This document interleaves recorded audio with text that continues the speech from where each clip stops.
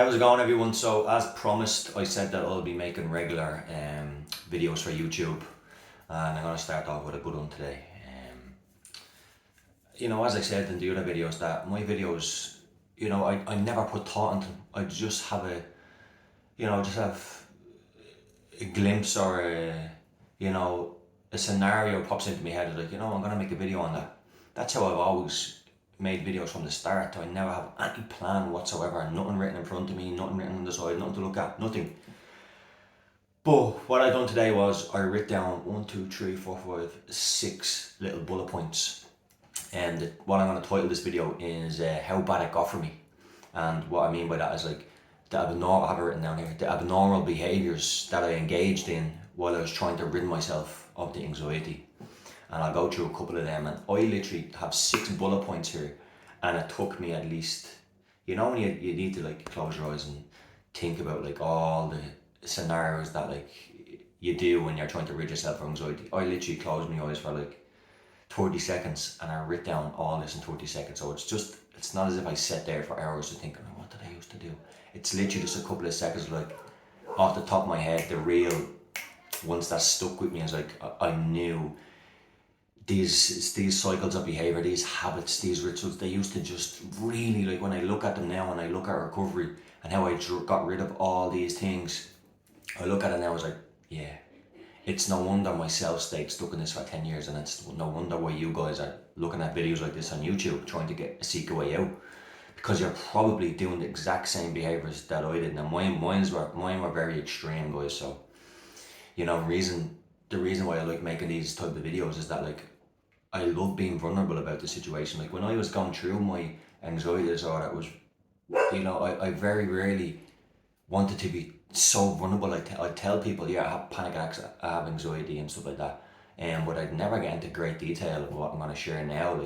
And the reason why I'm able to do that now is because I've made it so far in my journey, and I just have this sense of happiness, and like it's just incredible. It's the best feeling in the world, and I have that inside me now, and I just love sharing about it to show other people that if I can go through that and get to where I am now, there's definitely hope for so many people out there. And when you're going through this and you're vulnerable, very rarely do you want to share all your vulnerabilities. You want to hold certain things in, and because it can be quite embarrassing sometimes. There's so much shame in these disorders, and I'll get into it now.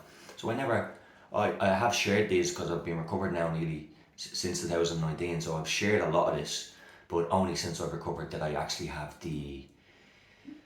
not the power, but the courage to share. Yeah, listen, this is what I went through, but look at me now, and that's it's incredible, really. So yeah, I'll just put a minute or two into this. As I said, I never write anything down, but I said today I'm gonna write certain things down. So 6 bullet points here, guys, and again, the video is gonna be about how bad it got for me, what rituals and behaviors and thoughts I was indulging in at my highest peak of anxiety. And we'll get into it straight away. So you'll see my head going down a lot, guys. I'm just reading off these. They're not in any order, So it's not as if like they went from bad to worse. Or like, it's just this is what I've done over the last 10 years. These are things that I've engaged in and indulged in, and they've kept me. That's all these types of things kept me in that cycle for 10 years. And it was only until I started to break these down slowly that I really start to rewire and change fundamentally. So I'll get into it, okay? And what one will I start on? Let's start off with the fire brigade station. So back in Dublin, Ireland, I live literally, if I leave my house and run, I could be at a fire brigade station with paramedics in around 60 seconds if I sprinted. So it's very, very close to my home. I run through my field, my park, and then once I hit the traffic lights, I see the fire brigade station with the fire brigade and paramedics. And sometimes they'd have because all trained firemen are now paramedics these days, so they can handle things like this. They can handle way more than that, way more than panic attacks anyway, that's for sure. But anyway, I built up this, when my anxiety was so high in the middle of the night, I could be talking 3 a.m, 4 a.m, guys, like still unable to sleep, or being asleep and waking up at 1, 2, 3 a.m. I had no skills, nothing to calm myself down, like no medication, nothing, just completely cold turkey with all this. And what would happen then is, when that peak of panic where you're like, I'm gonna die here. I'd hit that point and I'd be like, I'd be so panicking. The thoughts that'd be going through my head was, I'm gonna die. I have to get help here or I'm gonna die. Basically, that's what I'd be thinking. That's what would be going through my mind. I need help here or I'm gonna die. But there's back in my mind knowing logically panic's never gonna kill me. Okay, we all know that, but it's still so hard to get control of, So what I would do then is I would either cycle my bike or run over to the fire brigade station. And as soon as I approached the fire brigade station, my brain then knew I'm at safety here. All I have to do is ring this button and I can go into the paramedics to get help. At the first couple of times, that is what I did. I knocked in to the paramedics. They knew it was anxiety and panic, and I told them it's anxiety and panic. I said, I feel like I'm dying, blah, blah, blah. And they, they manage blood pressure and take your heart rate and all that and say, listen, everything's fine. We have an option. Do you want us to take you up to the hospital or do you want to just go home and try relax? Sometimes I'd say, yeah, just bring me up, just in case. Sometimes I'd say, listen, I'll just walk home. But sometimes what I would do is, again, that pattern would repeat itself and I'd wake up in the middle of the night or I'd be trying to go to sleep and I'd have a horrible panic attack that felt like I couldn't control. And I'd walk over to the fire station and I wouldn't even knock in. I'd just stand outside. And just by standing outside, my brain knew I'm at safety. So my anxiety levels and my adrenaline dropped straight away. That shows how psychological it is. To go from thinking you're dying 20 seconds ago to now just absolutely fine. And that's the psychology of anxiety disorders and panic disorder and agoraphobia and stuff like that. So that's number one. That fire brigade station, some of them actually became to resent me a lot. Some of them are very kind. But you have to understand they're dealing with crazy stuff all day long, and I'm just showing up at the door like constantly with this panic. But some of them are really great. I think one or two of them could have had panic attacks before because they were always very let me know what's happening in my body, and they're really great. So yeah, that type of behaviour, that's showing my brain that I can't handle what's going on. I can't stay in my house and calm myself down. I have to run over to safety. Okay. Another one is, sometimes I'd call paramedics to my house. So these paramedics would be the actual firemen that I went over to a couple of times. They would come in the ambulance because sometimes the fire brigade station would have the ambulance there. My house is 5 minutes away, so they bring the closest ambulance. So the firemen come, which is the paramedics. They're trained. But no fireman again is trained. They're trained as paramedics also. So these people, these paramedics, firemen would come in the ambulance, and it'd be the same person again. Like, and they do the same things all over and over and over. But sometimes even to just be on the phone calling an ambulance, my levels would go down. And I was in that cycle for a while. And that's another one added to the list. Okay, here's a good one. Okay, this is quite minor out of them all, but what I do, I'd have this horrible habit from day one since I've had panic attacks from being 18, 19 years of age, all the way up to age 26, 27, then less as 28 when I fully recovered. I would lie in bed constantly obsessed. Not obsessed, but I was obsessed. Was I not? Of course I was obsessed. Everyone with anxiety disorders and panic attacks are obsessed with this condition. What's going on in my head? What's going on in my body? So I'd fall asleep listening to panic attack videos over and over and over and over and over, night after night after night after night. Everything on YouTube I've seen, and I'd fall asleep to that. That was my lullaby. That was my meditation. I'd fall asleep to that of panic attack can't kill you, don't worry. All that stuff, And just again, it's showing the brain, Glenn, you can't handle this feeling or these thoughts in your body. Let's do something about it. Okay, which then spirals on, keeps you stuck in the disorder. Let's move on to something else. Anytime my safe person left my house or run over to my auntie's, my safe person being my mother. Okay? From day one, my mother was my safe person with this because she actually suffered from panic attacks. So she knew the first day I had one in Lanzarote when I was 18 years old. I called my mum that night at 2 a.m. saying, Mom, I don't know what the hell's wrong with me, but I'm terrified something's going to happen. My mom, after a while, told me to walk outside, relax, and just breathe. You're having a panic attack. And I was like, what are you talking about? I didn't know what a panic attack was. With most people that have never had one before, and then they have them. So my mom was always my safe person. And then what would happen then is, as time went on, I'd be even terrified. I'd be saying to my mom, please don't go to work today. This was at the very start when I was like, Mom, I have a feeling that when you come back, I'll be on the ground dead or something like that.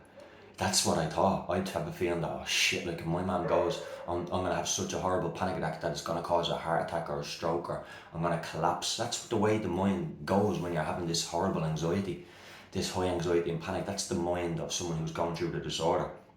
That's what they think. So this went on for nearly a whole 10 years, okay? And what I eventually done then was, my auntie lives at so there was the fire brigade station, then at the back of the fire brigade station would be my auntie's house. So I had all this little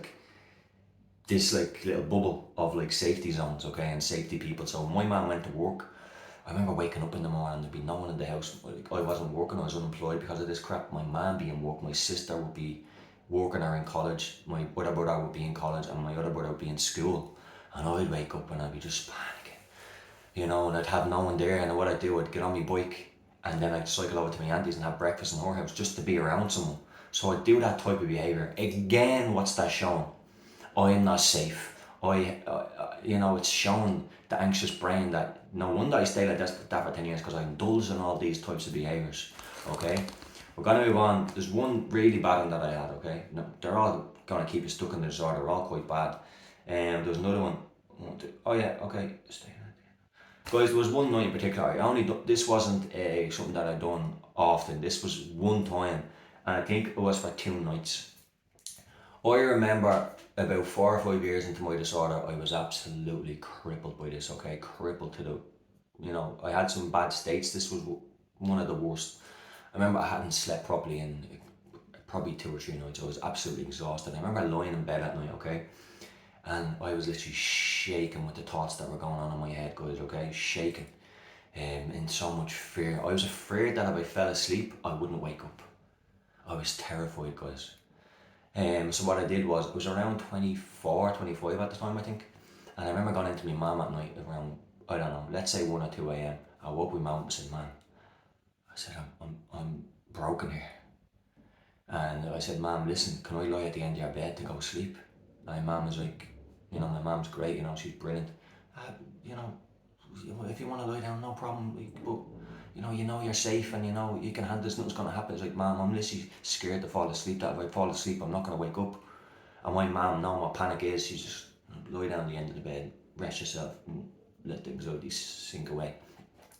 I remember sitting at the end of that bed, falling asleep in my mother's bed at age 25, a grown man, and I never felt so shameful, so small in myself as a man. It was horrible, but it was what I needed at that. I had no tools, I had nothing, I was terrified. This is what panic does to people. It makes us indulge in these behaviours, okay? And I slept at the end of my mother's bed at age 25 that night, and then I'm not sure, I think it was the night after. I think it was 2 nights, yeah, and I'll never forget that, because it was so ingrained in my mind that that's my lowest. I've had this for 4 or 5 years now, that's my lowest moment. So that was a hard one for me. Again, that only happened once or twice. It wasn't as, consistent, where I was like every night listening to panic attack videos, every night going near the ambulance and stuff like that. It wasn't as, but it's still a behaviour that really was embedded in my mind, that was a tough time for me. Now we're gonna move on to my 10th year with the disorder, where it got the worst it's ever got, okay? And I indulged in the biggest kind of safety behaviour. The biggest safety behaviour made me hurt even more, okay? So what I used to do was, I knew that I had to I was living the last 3 years of my disorder, I was living in, so from ages like 25, 26, 27, 20, yeah, from ages like 25, 26 to 28, was, regards to agoraphobia, was the worst for me. In those 3 years, I didn't go go further than 3 kilometers from home. Think about that, guys. Like, that's awful. You know, I knew I was in trouble then. I knew I was like, okay, I need help. You know, so what I was doing, I was pushing myself, and I'd start then to, so we have the safety places up the fire brigade station, my auntie's place, but all the way up the road, 15 minutes cycle or something, 20 minutes cycle, you'd come to the hospital. And I've been to the hospital many times through the ambulance and the fire brigade bring me up. Okay, so it's a hospital in Dublin. So what I do then is I'd wake up in the morning and I'd be like, I pack some food and stuff like that, and a book and a copybook. I said, well, today I'm going to do something today. I'm going to cycle up towards the hospital. At least I'm breaking out of that 3 kilometre radius. I thought this for my brain was good. I'm going to be seeing new places, seeing new things. So here I was.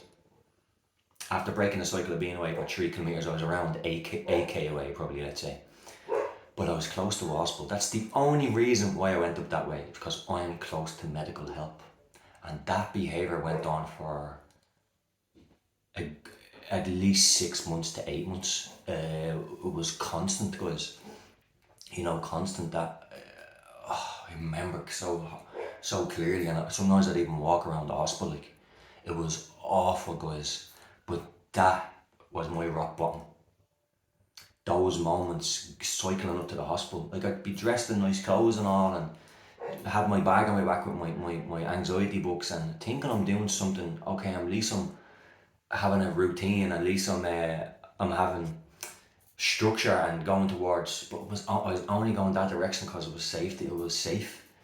So look at all those behaviours I had over the years. I consistently indulged in these behaviours for 10 years. Of course, yeah, cycling close to the hospital was only in the 10th year of my disorder, and then sleeping in the end of my mum's bed was once or twice, probably twice. Even saying that brings up shame. You know, even saying that, it hurts me. You know, but it's what I needed back then. I needed my mother's love and comfort to just to, you know I'm gonna wake up in the morning and not die. But you know, these things happened not all at once in the 10 years. They were each, like, the first 3 years I was doing this behaviour, then after that, then that behaviour stopped and I was doing this, you know.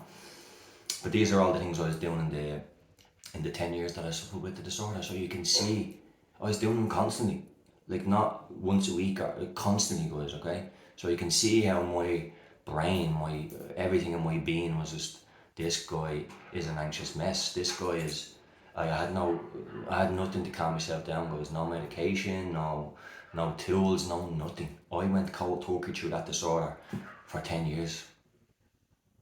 Whatever happened to my body, never collapsed, never fainted, never died, never had my 250,000 heart attack. Still standing. You know, because anxiety and panic is not dangerous. And this video is 18 minutes long, but I pray that it's going to help me get me uploaded, because I feel this is my best video ever. But I'm going to just stop talking now. It's 18 minutes long now. I don't want to go any further, guys. I really, really hope that this vulnerability that I'm showing, this YouTube channel, is going to really, really help people. You know, help people not just to feel safe, but to recover. You know, that's all I want, guys. I just want what happened to me can definitely happen to you. But anyway, there's another video. I'm gonna keep consistent. There's another video coming soon. Excuse me, there's another video coming soon, probably even tomorrow. So yeah, take what you can from that, guys. Take it easy.